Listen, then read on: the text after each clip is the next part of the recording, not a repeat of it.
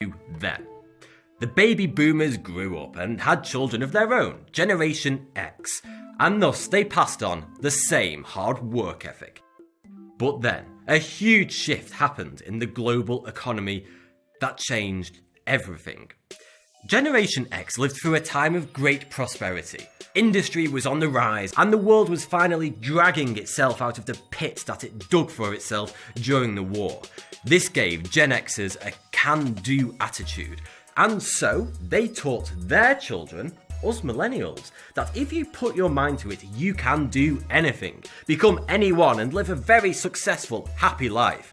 You are special. This has created a generation of people who all believe that they are special. I mean, why wouldn't they? Their parents have always drilled into their heads that they are special and unique. Millennials are also completely fame obsessed. 4 times as many teenagers would choose to be the assistant of a famous person rather than the CEO of a major corporation.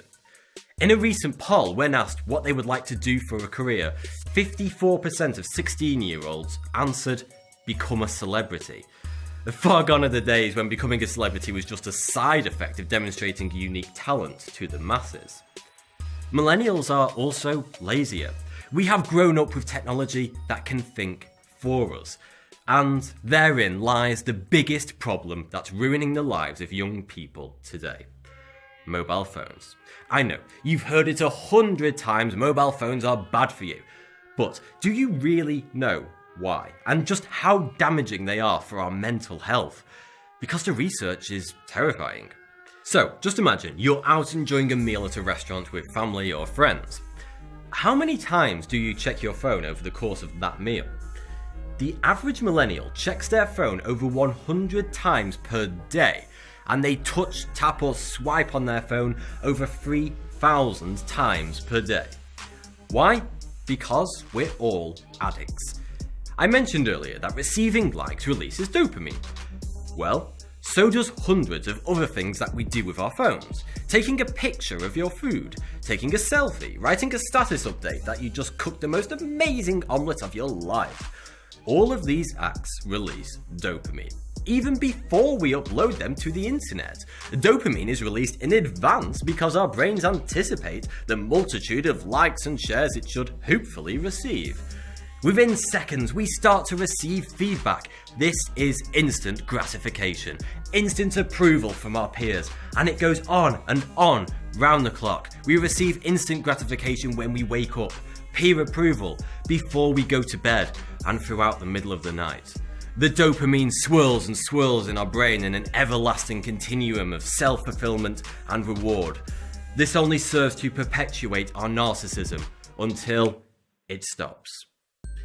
When we upload a photo of our chia seed and avocado toast and it doesn't receive as much attention as we'd hoped, in our minds our peers have rejected us.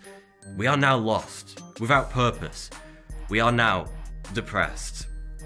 Does all this sound familiar? This cycle of massive releases of dopamine followed by periods of intense sadness. Sounds very much like an alcohol or gambling addiction, doesn't it? Whether we like it or not, we have become a generation of addicts.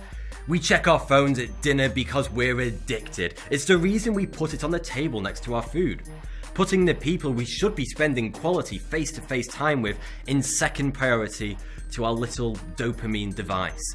It's the reason we don't talk to people on the bus, on the train, at school or at work. We instead indulge wholly in our addiction because we are truly addicted, and most of us don't even realise it. A survey of more than 2,000 millennials found that 93% use their phones in bed and 80% use their phones on the toilet. But it isn't your fault. Millennials are simply a product of the environment.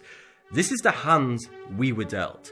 We grew up in a time of rapid technological advancement, and as long as mobile devices continue to generate enormous profits, then companies will continue to develop new digital mechanisms and social networks that provide us with instant gratification. And it keeps coming quicker and quicker. We no longer have to wait for our next fix. It's instantaneous. We have Snapchat, Facebook, Instagram, Twitter, Pinterest, WhatsApp. any of which can provide our next fix whenever we desire it. And if not, we can simply connect some digital candies to make us feel better. Our parents didn't have these distractions. They had to put time and effort into receiving the approval of their peers. They had to have meaningful conversations and form strong, deep, and long-lasting relationships with both their friends and partners to get their dopamine fix. At work, they had to graft day after day, and when that promotion came along, my God, did they deserve it. In contrast, millennials have become immensely impatient. We are so used to instant gratification that if we don't get a promotion 10 minutes after we start a new job, we get bored of it. Because it isn't the sort of timeline that we're used to. We say we want to make an impact, yet we expect to do so within our first 6 months at a new job. And when 6 months or a year has gone by and we're still a tea and coffee guy for the office, it makes us feel disenfranchised, worthless, and depressed. But it's not your fault. You have grown up in a maelstrom of dopamine on tap whenever you desire it. So, naturally, you expect the same instant fulfillment from your career and relationships. But we can't tap a button to help us achieve that. There is no virtual replacement for hard work and genuine conversation.